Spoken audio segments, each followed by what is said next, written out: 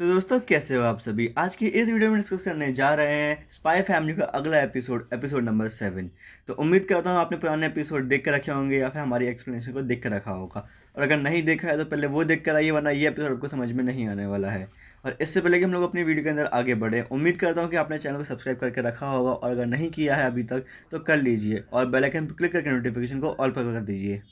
और अब बहुत हो गई बात है, अब हम करते हैं हमारी मेन वीडियो को स्टार्ट इस इंट्रो के बाद। Push myself to my limits, I'm in it to win it. Forget the beginning, it's now that you're living. Don't be forgiven, don't fear what you're missing. A mind like a killer, you need to be driven. 10 steps ahead, you prepared in the head. Think this shit through or just wing it instead. I'm tired of working so hard for this bread. I'm hungry as fucking fucked up in the head. I'm sick of these lazy bums, they all get nothing done. Waiting to have someone take care of everyone. I don't need anyone, this shit ain't any fun. It takes hard work to make yourself a penny, son.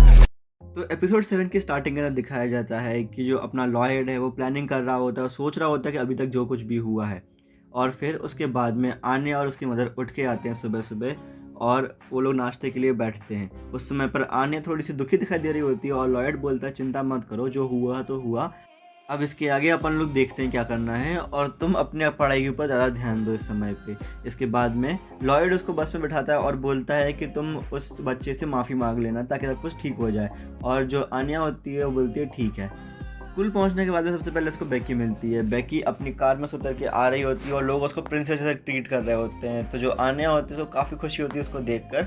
और उसके बाद में वो लड़का बाहर आता है और तब आन्या उससे माफ़ी मांगने वाली होती है, लेकिन बेकी आन्या के साइड से लड़ाई कर रही होती है। और इसके बाद में, इससे पहले कि आन्या माफ़ी मांग पाती है, अब बेकी उसको अपने हाथ में खींच के ले जाती है। और ये सब कुछ होते हुए लॉयड देख रहा होता है, क्योंकि लॉयड से रहा नहीं जा रहा होता है कि अब आन्या क्या करेगी आगे जाके। क्लास के अंदर कोई भी आने के बारे में अच्छा नहीं सोच रहा होता, सब लोग उसको डेलिक्वेंट समझ रहे होते हैं। और ये सब सुनने के बाद में आन्या काफ़ी दुखी होती जा रही थी धीरे धीरे करके। लेकिन जो बेकी है वो बोलती है कि लोग कुछ भी सोचो तुम्हारे बारे में, मैंने तुम्हारे लिए सिर्फ अच्छा कुछ सोचा है और तुम्हें सिर्फ अच्छे तरीके से देखा है, तो मैं हमेशा तुम्हारी ही साइड रहूँगी, तुम चिंता मत करो। और फिर जो आन्या होती है वो यही सोचती है कि सभी लोग मेरे बारे में कितना ही बुरा बोल रहे हैं, स्कूल डरावना लग रहा है मुझे अभी के समय पे, लेकिन यही एक लौती ऐसी लड़की है इसके साथ मुझे अच्छा लग रहा है। फर्स्ट क्लास शुरू होती है, क्लास के एंड होने तक आन्या सो चुकी है। और जो उसका टीचर है वो भी यही सोच रहा होता है कि शायद से ये सच में डेलिक्वेंट है, क्योंकि इसको कोई इंटरेस्ट है ही नहीं पढ़ाई के अंदर।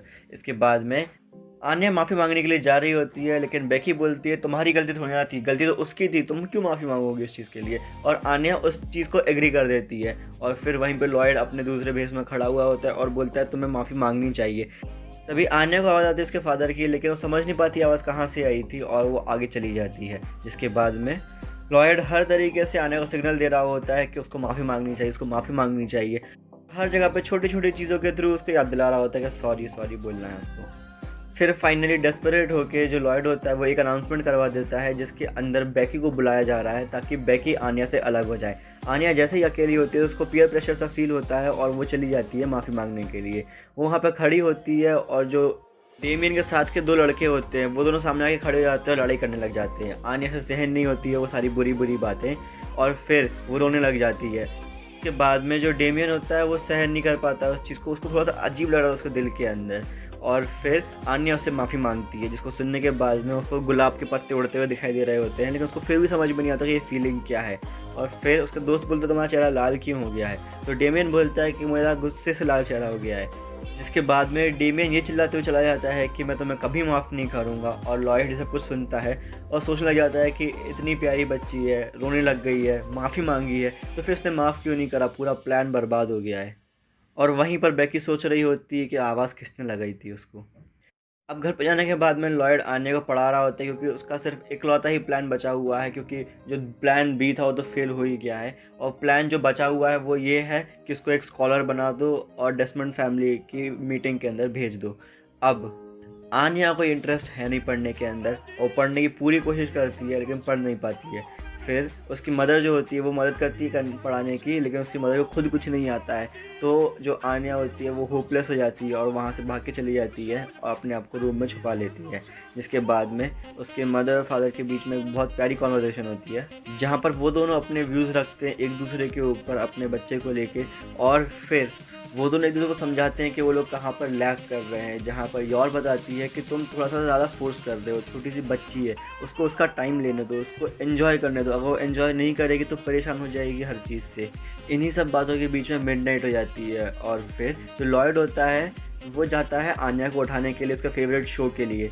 अब जब वो अंदर जाता है तो वो देखता है कि आन्या तो सो गई है और भी पढ़ते पढ़ते, तो फिर उसको समझ नहीं आता कि ऐसा कैसे हो गया है और आन्या बड़बड़ाती है कि पापा के लिए तो कुछ भी। फिर लॉयड उसको अपनी गोदी में उठाता है, बेड पे लेटाता है, तभी आन्या बोलती है कि पापा को मत मारो और फिर लॉयड कन्फ्यूज हो जाता है कि वो कैसे सपने देख रही है आखिर। और बस इसी के साथ में हमारा एपिसोड यहीं पे ख़त्म होता है। तो उम्मीद है आपको ये वीडियो पसंद आई होगी। वीडियो पसंद आई तो वीडियो को लाइक करें, चैनल को सब्सक्राइब करें और बेल आइकन पर क्लिक करके नोटिफिकेशन को ऑल पर कर दें ताकि आप हमारी किसी वीडियो को मिस ना कर सकें। इसी के साथ साथ अगर आप अपने ऐसे और लोगों से बातें करना चाहते हैं यानी कि एनिमे लवर्स, वीब्स, तो फिर आप हमारे डिस्कॉर्ड सर्वर को ज्वाइन कर लीजिए जिसकी link will be in the description box.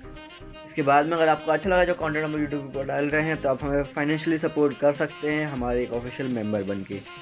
और दोस्तों बस आज के लिए इतना ही। अब हम मिलते हैं हमारी अगली वीडियो के अंदर।